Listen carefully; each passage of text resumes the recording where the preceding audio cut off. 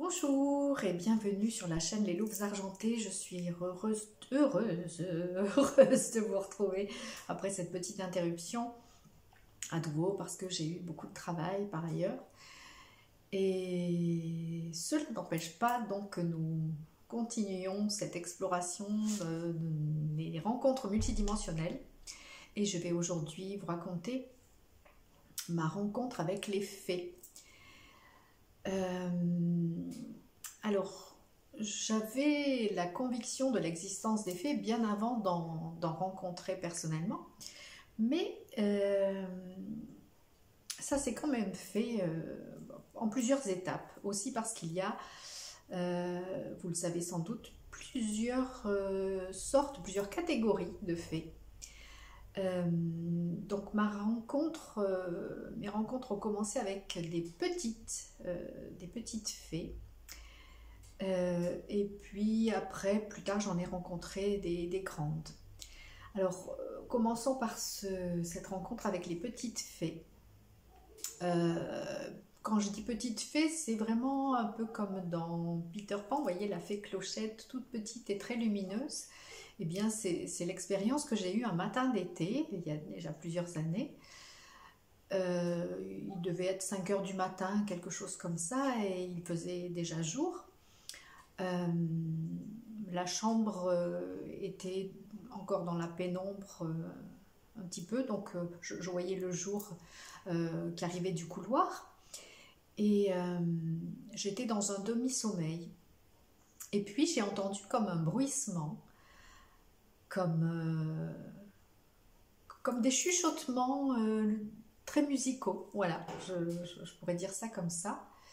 Et puis j'ai ouvert les yeux et j'ai vu donc toutes ces petites fées lumineuses qui voltaient autour de moi. Donc pour une fois, je les ai vues avec mes yeux physiques.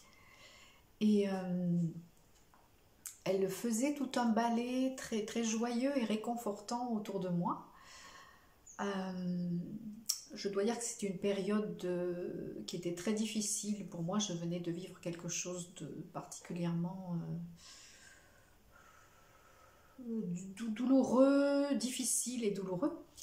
Et donc elles sont venues et m'ont accompagnée pendant un bon moment. Je ne comprenais pas vraiment ce qu'elles me disaient. Plus tard, j'en ai parlé avec une amie qui connaissait le langage des fées et qui m'a reproduit un peu les sons que j'avais entendus. Mais voilà, je n'ai pas compris ce qu'elle disait, mais en tout cas, il y avait cette idée de réconfort et de joie, de ramener la joie dans mon cœur. Et ce qui a très bien fonctionné d'ailleurs. Par la suite, j'ai souvent, au cours des consultations, canalisé des informations qui venaient des fées. Souvent, les personnes qui viennent en consultation ont, comment je dirais, des familles d'énergie autour d'elles. Et il y a notamment des personnes, alors beaucoup de femmes ou de jeunes femmes, voire des jeunes filles, en ce qui concerne les fées, qui présentent, quand elles arrivent en consultation, un entourage énergétique où il y a des fées, une ou plusieurs fées. Donc j'ai souvent canalisé des informations, des petits messages que donnaient les fées pour la personne qui était en présence dans la consultation. Et voilà, mais personnellement, je n'avais pas eu de message, si ce n'est ce chuchotement musical de la première rencontre. Et puis, lors d'un voyage à Bugarache, c'est un endroit très propice aux rencontres. Je vous ai raconté la dernière fois ma rencontre avec le dragon qui s'est passé dans la région de Bugarache. Et là, donc, c'était peut-être la même fois où j'ai rencontré le dragon. J'étais avec toujours cette amie et son fils qui, comme je vous l'ai dit précédemment, avait des capacités, des perceptions assez poussées. Et lors d'une promenade en forêt, nous avons rencontré d'abord une petite fée qui s'est posée sur la tête d'Alexandre et donc qui l'a accompagné pendant toute la promenade et qui discutait avec lui. Et puis, plus loin, nous avons rencontré une fée, mais de taille humaine, cette fois. Et enfin de taille humaine, pas très grande, mais à peu près de ma taille, donc pas très très grande, et avec une aura très blanche, voilà. Et elle s'est présentée à moi en me disant qu'elle était une hada maestra. Alors, ça c'est de l'espagnol. Hada en espagnol c'est une fée, et maestra c'est la maîtresse, si vous voulez, l'enseignante. Et donc elle nous a servi de guide pendant cette balade dans la forêt pour nous enseigner la localisation de certains portails, de certains vortex. Voilà, elle nous a vraiment servi de guide pendant tout ce voyage dans la forêt. Je n'avais pas entendu auparavant cette dénomination de Hada Maestra. Disons que ça m'a fait penser à ce qu'on appelle parfois les dames blanches. Mais voilà, en tout cas, quand elle s'est présentée à moi, elle s'est présentée de cette façon, Hada Maestra. Et je me suis aussi offert un oracle des fées il y a quelques mois. Et je dois dire que j'aime beaucoup cette vibration des fées et des esprits de la nature. Même s'ils ont un côté un peu taquin et pas toujours forcément très très bienveillant vis-à-vis des humains, mais bon, après tout, les humains les ont dénigrés, niés pendant tellement longtemps que c'est peut-être un juste retour de bâton. Mais ce qui est sûr, c'est que quand on entre en contact bienveillant avec ce règne des fées, qu'elles soient petites et lumineuses ou plus grandes et enseignantes, eh bien, il peut se faire un échange vraiment fructueux.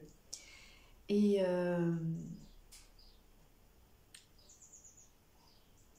je n'en ai plus revu avec mes yeux physiques depuis. Mais en tout cas, je leur parle encore, notamment dans mon jardin, et où je place aussi des offrandes pour les esprits de la nature. Et j'ai accroché aussi dans mon jardin des bijoux de jardin, à la demande des fées d'ailleurs. Ça va faire 2 ans, je crois. J'avais eu cette demande des fées d'accrocher des bijoux dans le jardin. Donc on a appelé ça les bijoux de jardin. J'ai pris des boucles d'oreilles dépareillées, des pendentifs, diverses choses que j'avais dans mon stock, et j'en ai accroché sur certaines plantes, sur les arbres. Et puis bon, elle me semblait très très heureuse du fait que j'ai fait ça. D'ailleurs, ils y sont toujours. Bon, certains se sont un peu décolorés, je les remplacerai à l'occasion, mais ils y sont toujours dans le jardin. Et j'aime beaucoup les voir. Ça me remplit de joie, et aussi par rapport à cette connexion avec les fées. J'en profite d'ailleurs pour rappeler une fois de plus ce message de Gaïa que j'avais reçu il y a aussi 2 ans, bientôt 2 ans, peut-être 2 et demi, je ne sais plus exactement, mais cet appel de Gaïa à une alliance avec les règnes, avec les différents règnes de la nature. Et j'en reparle aujourd'hui parce que ça me revient régulièrement et de façon de plus en plus pressante, cette nécessité d'union avec les règnes. Et j'ai lu aussi d'autres personnes, des témoignages d'autres personnes ou vu des vidéos d'autres personnes qui en parlent aussi de cette nécessité d'alliance avec les règnes, avec les différents règnes, le règne minéral, le règne végétal, le règne animal, et aussi donc avec les esprits de la nature, avec les devas. Et ça n'est pas juste une façon de parler, c'est vraiment d'entrer en connexion. Vous pouvez le faire de manière très spontanée et très simple, d'appeler, interpeller ces différents règnes et leur dire que vous souhaitez faire alliance avec eux pour le bien de l'humanité, pour le bien de la planète tout entière, de tout le vivant. C'est la demande qui m'a été faite, qui m'a été transmise, et nous sommes bien entendu, vous le savez, dans une transition particulièrement importante pour notre humanité et pour la planète. Et c'est important que les humains prennent conscience qu'ils ne sont pas seuls dans cette transition et que tout le vivant en fait partie. Et que c'est dans une connexion et dans une communion consciente que nous pouvons plus aisément faire cette transition vers la nouvelle Terre, vers le nouveau monde, la nouvelle humanité, la nouvelle dimension, enfin, quel que soit le nom que vous ayez envie de donner à cette transition. Voilà, je pense que je vous parlerai la prochaine fois de ma rencontre dans une forêt avec les dauphins. Voilà, je vous remercie de votre écoute. Merci de vous abonner si ce n'est déjà fait, de partager, de mettre des petits coups de pouce pour que cette chaîne avance et continue de grandir. Et puis, merci de partager vos expériences avec moi. Vous pouvez le faire aussi par mail, leslouvesargentés@gmail.com. L'adresse est dans la barre de description sous la vidéo. Voilà, je vous dis à tout bientôt pour la suite de nos aventures et prenez bien soin de vous et soyez conscients de tout le vivant et alliez-vous avec tout le vivant autour de nous. Ciao!